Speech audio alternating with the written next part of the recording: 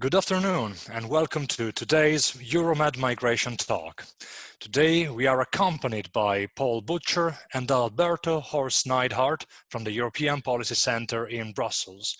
Paul is a policy analyst in the European Politics and Institutions program. Hi, Paul. And Alberto is a policy analyst in the European Diversity and Migration Program. Alberto, I would like to start this interview with a question for you. If we look at the migration narrative, especially in the past few years, since the 2015-2016 migration crisis in Europe and the Mediterranean, we can see that the narrative in the region has been strongly polarized. On one side, we have mostly humanitarian coverage and coverage focusing on desperate migrants trying to cross the Mediterranean on treacherous journeys.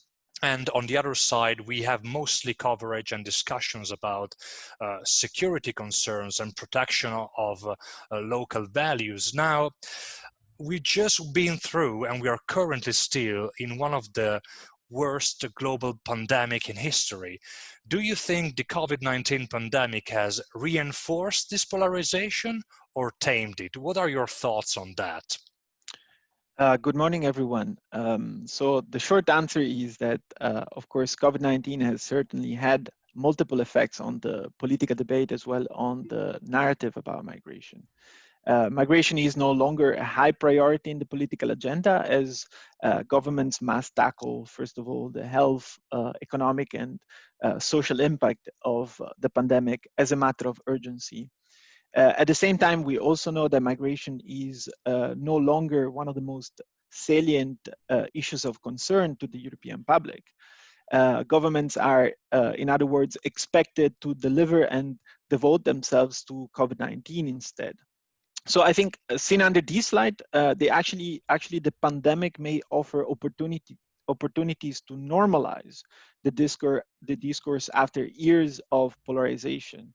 We could also optimistically hope that the key contribution to the fight against the pandemic made by people on the move will sort of shift the discourse in favor of more sustainable policies and less control-oriented policies in this area. Now, this doesn't mean that similar dynamics to what you described a moment ago will not happen again in the near future. From our research, we know that fringe groups are already trying to exploit the damage done by the pandemic to polarize the debate and to mobilize the public against migrants, also by spreading disinformation. So, in fact, there is, I would say, a concrete danger that, quote unquote, immigrants will be used as a scapegoat for rising unemployment, for example, or for the slow economic recovery that will follow the pandemic. Very good. Now, Paul, moving on to you. You and Alberto are coordinating, organizing a project on disinformation about migration in the European Union, promoting alternative narratives. Now, in our field, in communicating migration, often the terms disinformation, misinformation, strategic manipulation, and fake news are misused or confused among each other. This happens both in the mainstream media, but it also happens sometimes with expert journalists. Now, can you help us define each of these terms? Thanks, Marco.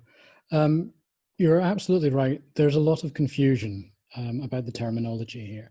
And it's made worse by the fact that it's not always easy to say what exactly disinformation is, or what is disinformation and what is not. Even for experts, that can be difficult at times. Now, from my perspective, the big distinction to be made is about intent. So, strictly speaking, disinformation is information which is false and is deliberately spread with the intention to mislead people. Whereas, on the other hand, misinformation isn't necessarily intentionally misleading. So misinformation could be material which is incorrect, but the error is just a genuine mistake or maybe motivated by ignorance. For example, during the COVID-19 period recently, we've seen a lot of people who are sharing rumors or giving bad advice, and it's not because they are trying to mislead people, it's just because they're genuinely misinformed, or they're trying to make sense of a confusing situation, and they are contributing to this complicated information environment, but they're not actively trying to deceive people. But disinformation isn't necessarily outright false. In fact, in the research that we've been doing, we've found that most hostile narratives tend to use manipulated or out of context information.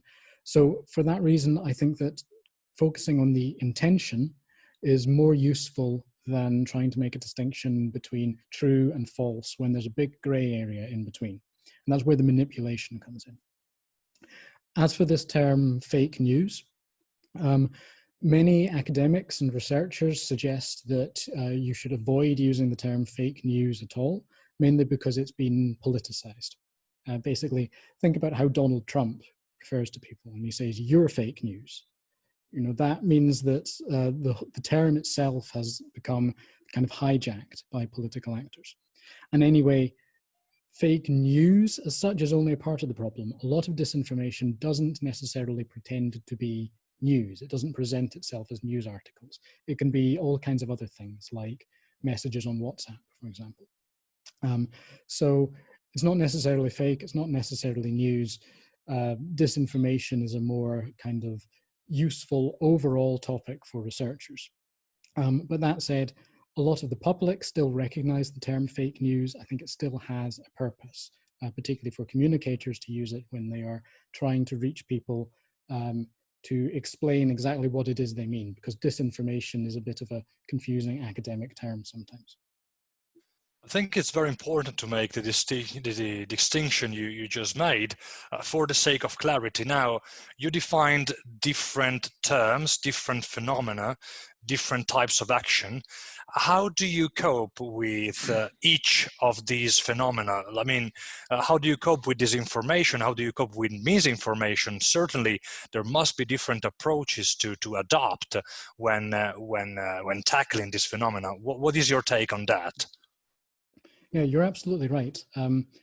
The main importance of making this distinction between misinformation and disinformation for me is that there are different motives in spreading it, and therefore there are different strategies to counteract it. So people who have been genuinely misinformed or have made a mistake, they can be reached through sympathetic messaging with fact-checking, for example.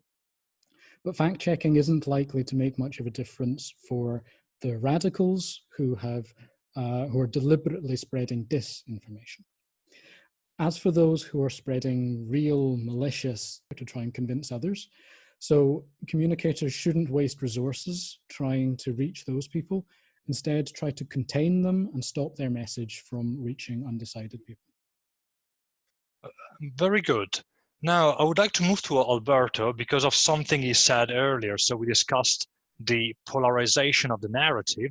And as I said before, I mean, the two of you are leading up that maybe due to its polarized nature, the migration narrative is particularly vulnerable to disinformation compared to other narratives. What is your take on that?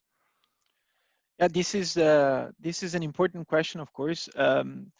Migration, I would say, is in itself as vulnerable to disinformation narratives as any other topic which is of high political interest, and any other topic which is widely discussed in traditional media as well as on the internet. Of course, migration has been one of the most salient concerns of the European public since 2015. And so the combination between high salience, I would say, and the polarization of the migration debate can explain why it has attracted so much attention and also has been subject to a lot of disinformation. Now, from our research, we know that there are other factors that make migration a somewhat unique case and a topic of or subject to a lot of disinformation. Now, for example, migration can be connected to a variety of other issues which are of general political interest. Let me just mention the economy and the future of the welfare state, questions relating to identity and culture, issues concerning security. So also for these, in my view, we see a lot of disinformation about migration. Another problem which is specific, I think, with disinformation about migration is that people on the move cannot really protect themselves or against it. And for this reason, perhaps also we have seen that to a large extent it's being used by xenophobic groups and sometimes even by governments to channel discontent about the economy or to channel insecurities about cultural and demographic changes against minority groups and against refugees in particular. But the reality is that this information not only affects migrant groups, it also harms the interest of society more in general. It can further divisions, it can erode social cohesion, it can also undermine trust in public institutions. So I would say that disinformation about migration is perhaps a unique case, but we have to be mindful of the fact that the widespread disinformation about migration is not only damaging to migrant groups, but really to society at large. Paul, then let's stay with you on this. What kind of disinformation strategies on migration are you currently mapping within your project, and what are the main challenges involved in addressing them? So our research is looking at disinformation articles that have received high levels of engagement on social media, which is the main way that disinformation is being spread, although not the only one. And we focus on 4 countries across Europe, which are Italy, Spain, Germany, and the Czech Republic. So we have a variety of different circumstances, countries with quite different politics, and also quite different attitudes and attitudes towards and experiences with migration. And we have found so far that most disinformation narratives in the field of migration portray migrants as a threat and attempt to exploit readers' fears. Now, those can be fears relating to losing health, or losing wealth, or losing identity or culture. So, for example, they might portray migrants as violent criminals, or as an infection risk during the coronavirus period, or as a drain on the community's resources, or they might speak about an elite conspiracy to replace Christian Europeans with Muslim migrants. So all of these narratives are basically portraying migrants as a threat and trying to exploit the quite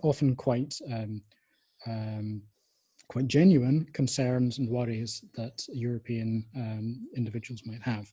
As for tackling it, we feel that the best way to fight against this kind of disinformation is by constructing alternative narratives that don't seek to counter every disinformation story, because there's too much to try and counteract every single one. Instead, we should try to reframe the debate while taking seriously the genuine fears and worries that disinformation actors are exploiting.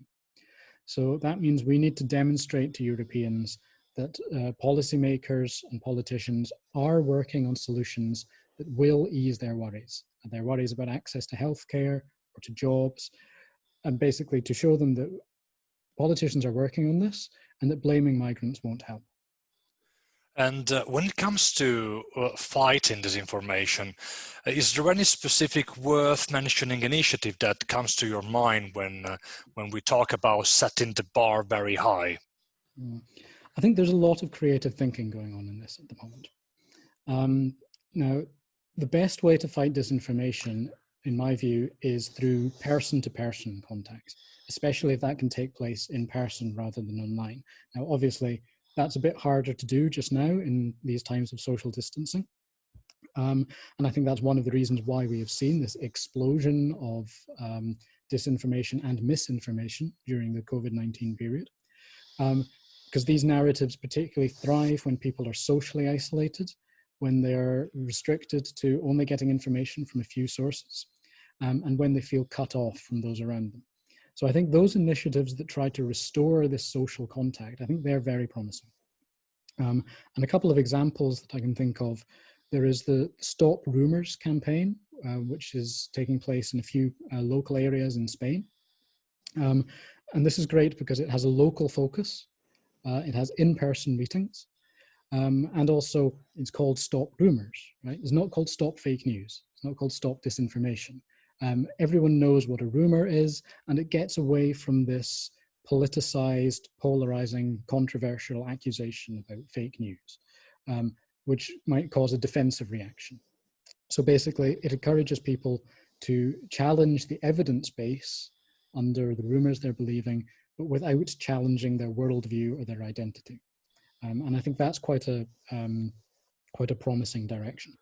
And also, the European Commission is currently working on a similar idea, which will involve reaching out to people via their friends and family. And I think that's brilliant. Every communicator knows that there are people who you can reach and people who you can't. And this idea will help to reach those who you can't reach through the people you can. And I think that's a really good idea because, as I mentioned earlier, if there is a personal, trusted connection, that is far more likely to convince people to change their views than something which is impersonal or just something that they saw on social media.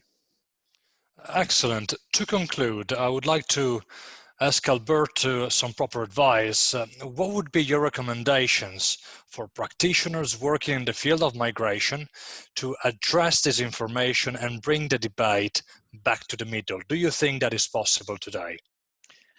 It is, first of all, necessary to shift the discourse away from the divisive narrative and polarizing rhetoric, which has dominated the debate in the last few years, and construct a new narrative, a narrative that shows that migrants and resident populations have a future together. And I would say that COVID-19 creates opportunities in this respect. So we know, and the public is well informed, that foreign-born doctors, nurses, and caretakers were really at the forefront of the fight against the pandemic. We also know that foreign essential workers ensured that we could get over this difficult period together. So progressive communication actors who can reach out to the wider public could use and should use these positive stories that resonate with the public to undermine the us versus them discourse that paves the way for disinformation in this area. And at the same time, try to construct a hope-based narrative promoting also evidently evidence-based discussions about the topic. So in other words, to address this information, I think practitioners, public institutions, as well as civil society, we should not forget, must once again preempt disinformation by working on their communication strategies and try to reach out to the wider public, as mentioned by Paul before, through trusted intermediaries. And once again, to be successful, it is important that practitioners and public institutions do not only do the talking, but that they also listen to the concerns and insecurities of people and factor these in their responses to disinformation. And particularly in the aftermath of COVID-19, many citizens and residents will be legitimately concerned about increased inequality or about job prospects. And inevitably also, disinformation actors and radical groups will try to exploit or to prey on these fears.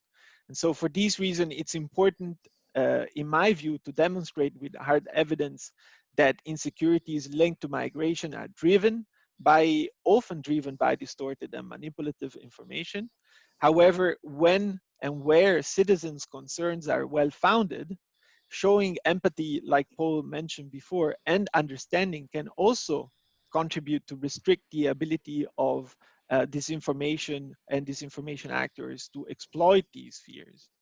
So only if we have these comprehensive response to disinformation, we can successfully address its root causes and also promote a healthier political debate about it. So really, these are recommendations that concern a variety of actors, not only communications practitioners, but we need to have a comprehensive response, which is made of different kinds of initiatives, from the grassroots initiatives at local level that Paul mentioned before, to also the involvement of bigger institutional actors, such as the European Commissions, which also has a role to play in this field. Thank you very much. A lot of food for thought. Certainly disinformation is going to remain a hot topic for the months to come. Also recent statements by numerous European commissioners concerned about the impact of disinformation on policy making makes us understand how important the topic is today. And congratulations to Paul and Alberto for setting up this working group on disinformation about migration in the European Union. Thank you so much for being with us. We'll be in touch soon, and we hope to work together again in the future. With pleasure. Thanks very much. Thank you for all our followers. I will see you again next week for our next episode of EUROMED Migration Talk. For today, thank you for being with us, and see you again.